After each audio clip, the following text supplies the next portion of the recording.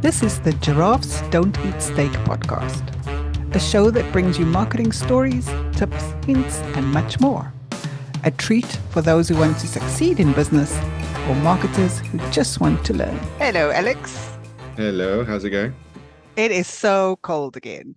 Yeah, I like it though because it means I was getting worried that in December we were in double figures because that just makes global warming evident to me, Okay.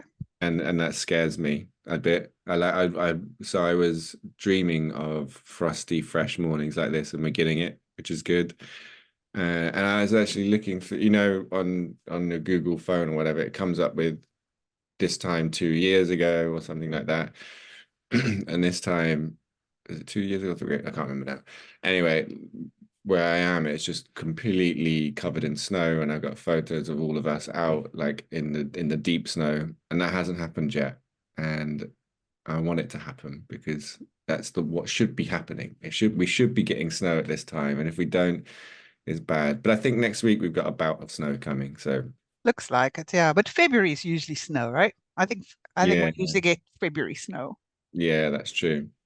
Um, That's true. so Uh, that's in my head. That's when it is. It's February snow. It's usually around when kids have half term.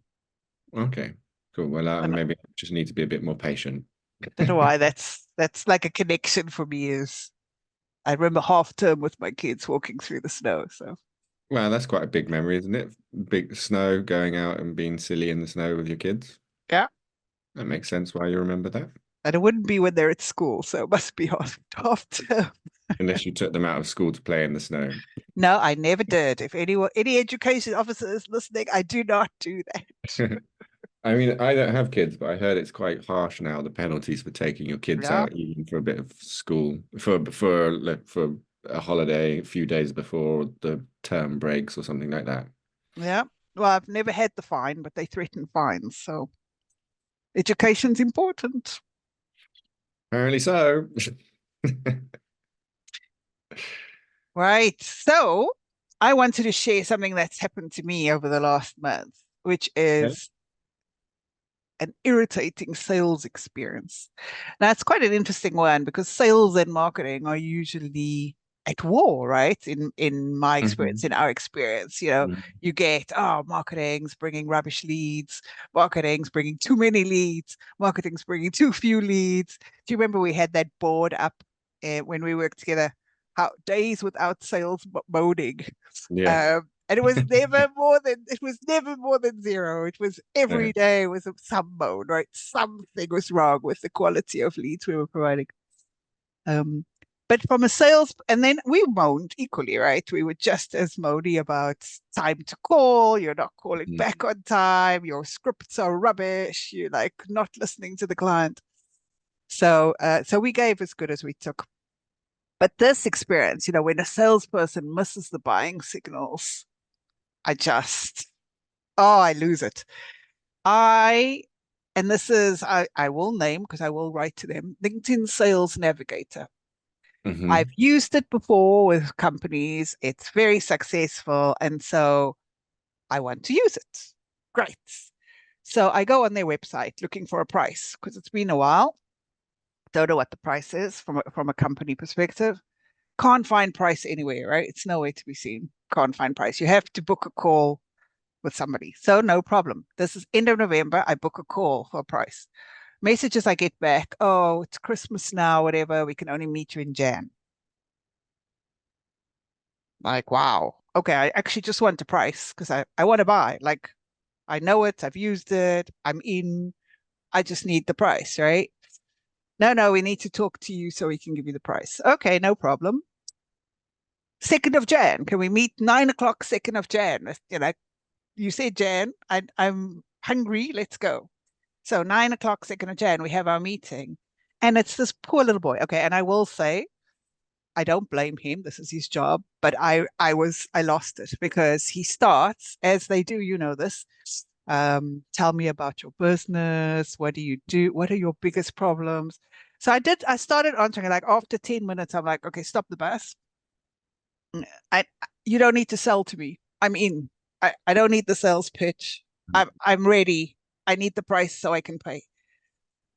Oh, I'm not the one to give you the price. I'm just here to get information so I can book a different meeting with you. And that's when I lost it. I'm like, I've waited a month. I've waited a whole month for this meeting. And now we're having a meeting that's got nothing to do with me. This is all about you. Hmm. I'm ready. I'm sitting here with my credit card in my hand, and That. you can't help me. Hmm. Like, oh, I'm so irritated by this. I mean that if anything, just from the LinkedIn point of view, that's a waste of their time and What money, a right? waste. They're paying that person. They could have They could have had money from there me in a month. November. Yeah, exactly. In November. And that could have been so they by the time you will have fulfilled, they probably have missed out on maybe 2 months. And okay, just you on an individual basis, that's nothing for them. But how often is this happening? And And not, how and if there was a competitor, I was so annoyed I would have gone. Mm. Like quite literally, I would have moved on because you obviously don't want to do business with me.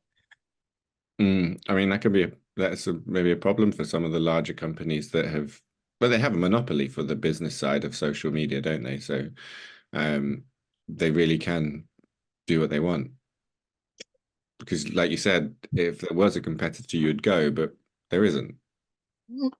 This is what I need right now. So they're actually just lucky. In fact, if anyone out there is thinking of doing a LinkedIn competitor, call me.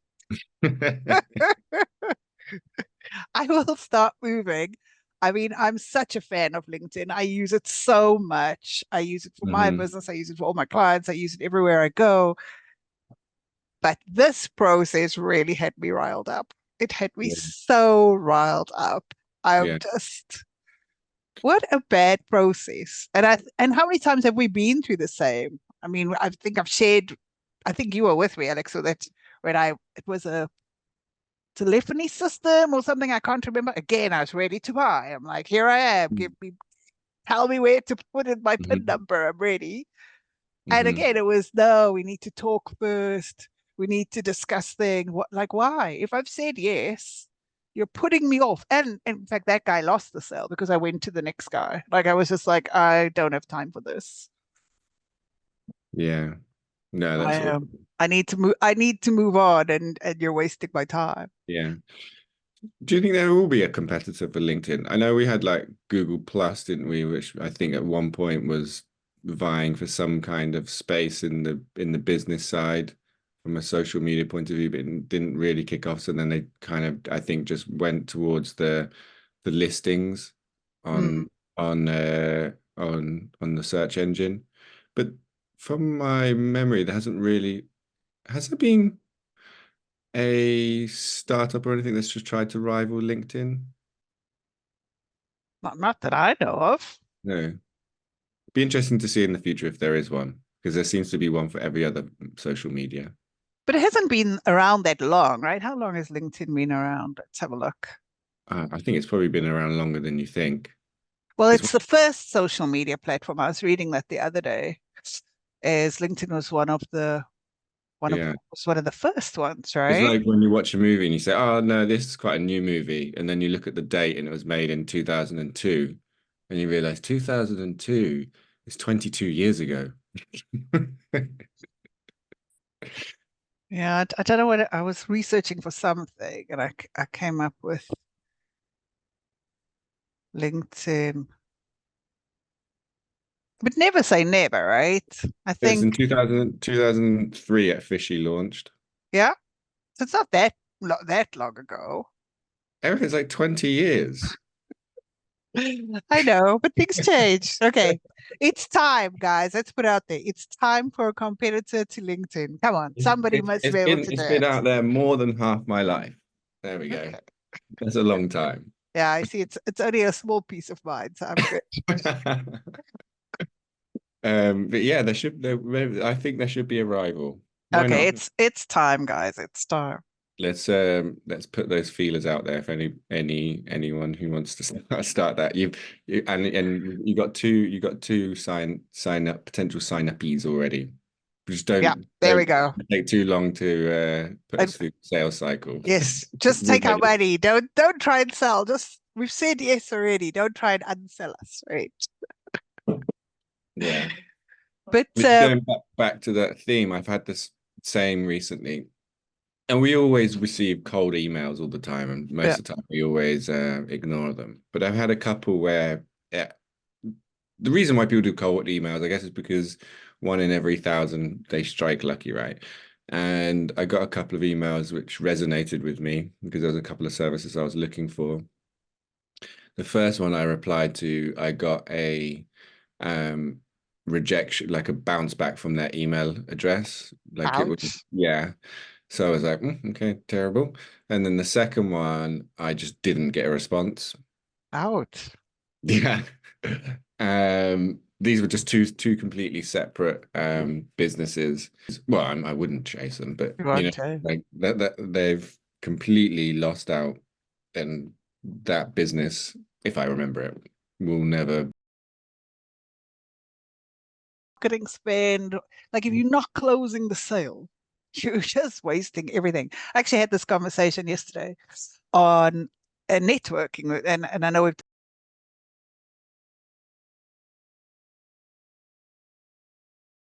doesn't work because you didn't make two sales at the first event you went to. That's not what it's about. I'm going to ask what you did afterwards. Did you connect with everyone on LinkedIn? Did you say, hey, we met at X and X event? Um, can we connect here? Did you start sharing valuable content? Did you then go back saying, we met then? Would you like to review your like it's a journey, right? It's not a pitch up, buy my stuff. And I mean the classic is you don't ask someone to marry you on the first date, right? It's the same. Like networking is about relationships. And because this was the feedback, because I shared with you this, I'm going to this Twickenham one next week, and I said, oh, I think this is an opportunity. Oh, no, networking doesn't work. Mm, Really? Because you didn't sign 5 deals. How many times did you go? Did yeah, you contact anybody? Did you do the work? And yeah, it's wasted sales, right? It's wasted marketing spend if you don't do the work. And the same, what's the use of a cold email yeah, if you don't respond when people say yes? yeah. No, exactly. And I'm about to do start to do some account-based marketing on LinkedIn through some personalized emails.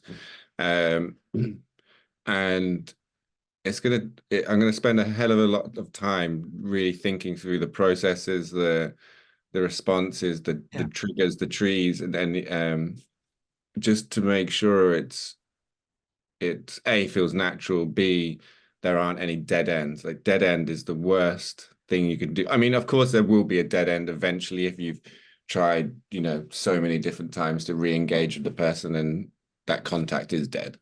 Then you do need to stop at some point. Yeah. But Stop at before it least, becomes spam. yeah, at least get through the first part when they respond. At least respond back to that, And Um, give a soft response option, like subscribe to our quarterly newsletter, right? A soft response option in case they partially intrigued but not yet ready to buy, right? yeah, and I think with um the nurturing journeys, you do really have to be sensitive to the people you're doing, especially if you have a small target base, right? Yeah, Um, because you don't have that much room for error. exactly. Because once people just, once they dislike you, it's done. Like Yeah, with us, right? Once we're exactly. done, we're done. We're like never working with them again. Like this Yeah, is not gonna work. yeah. Especially in B2B. Mm, I feel like you have, maybe this is not true. This is a feeling. I feel like you have less time in B2B because people are they're a little bit more logical about things. And if it just doesn't work for them straight away, then it's like, oh, I can move away from that. But with B2C, you, Wait, I'm going to start to backtrack a little bit here, actually. I think it's the same. I Yeah. think I think people are busy, whether they're B2B or B2C, you're still talking to a person who's busy, got lots on their plate, whether it's home stuff or work stuff, they're busy. And so they don't have time for irritation factor. And therefore, if you've irritated them, they've moved on. They've hopefully, in the best case scenarios, they've forgotten you. Okay. Mm, That if you've irritated them, your best case scenario is that they forget you so that you do have a second chance later. yeah. Um, your worst case scenario is they Yeah.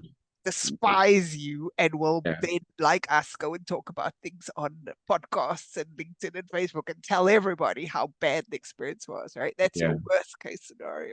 Yeah. I think maybe what I was thinking about is the quantity of B2B versus B2C is different, isn't it? B2C, there's a huger number of consumer brands out there in Your pool comparison. is smaller. Pool I is small agree. in B2B. So you you have more of a chance of being remembered positively or negatively, I Yeah, think I would agree with that. what I was looking at. But also, the more Um, you, if your pool is, I don't know, 1,000, and you upset 500, your sales opportunities are far less, right?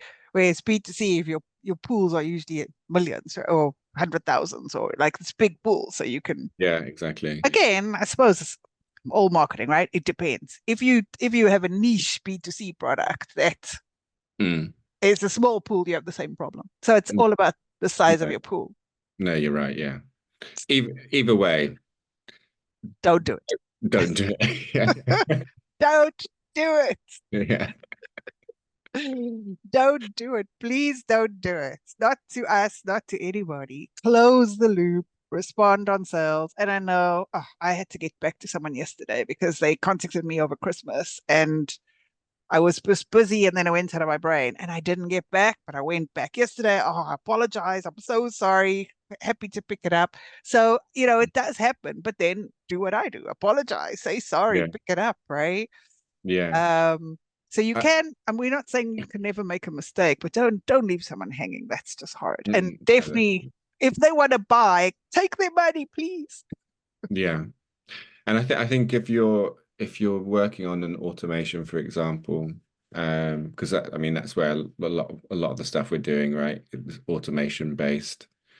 If you are in a business where at some point that lead then moves off to sales, I think at that point the relationship between sales and marketing is super important because I've seen cases where it goes off to the sales and then they have their own understanding of the customer and how to speak to them and Yeah. what the rejections are, etc., etc. But as marketing, we've done a lot of, well, we should do a lot of research into that audience and understand what their objections are, what the buying decision um, tree is, and who's behind them. Is it their boss, their mother, their boyfriend, their girlfriend, or whatever? Like we understand a lot of that, so it's quite important to make sure that when that lead goes to sales, that sales are continuing in the same vein that that person went through, because that obviously worked, Yeah. and you want to keep the consistency of the messaging, the vibe that you're giving the customer. I think sometimes that can be lost as soon as it goes to sales. In fact, I was working recently with a company and I was really impressed with the upfront sales process. Um, and then this is actually slightly different because it goes on to the onboarding, but I felt really important as I was going through that sales process, and I felt like they really understood what I wanted, and the process was really slick. And then I went through to the onboarding; it was slow. I felt like I was part of a million other customers. I Mm. suddenly felt like I was further down the list. I don't know, maybe it was something I said. They didn't like me. But that was suddenly a disconnect from the initial process I had. In fact, I was so impressed with the initial process that in my meeting with the guy. I was like, I was really impressed with your sales process, by the way. This is really slick. Everything you did did for me, even sending through the invoice and the way that came through. Everything was brilliant. I even said that because I was really impressed in the moment, and then they let me down after that. And I mean, that is interesting when you've got bigger teams, right? Because your salesperson and the person that's going to be your account manager are usually not the same people. No. And you may build a good rapport with the salesperson. You may build a good rapport with the salesperson, but then we don't have a rapport with your account manager. Yeah. And it's like, yeah, this is not for me now, right? Like, gotta Yeah. have the other guy back. Yeah. No, that was really sad. And I'd also paid by that point. I had, well, I was looking for a coach and I had a similar experience. The salesperson that sold to me this coaching program was fantastic. We connected, it was fantastic, everything was fine.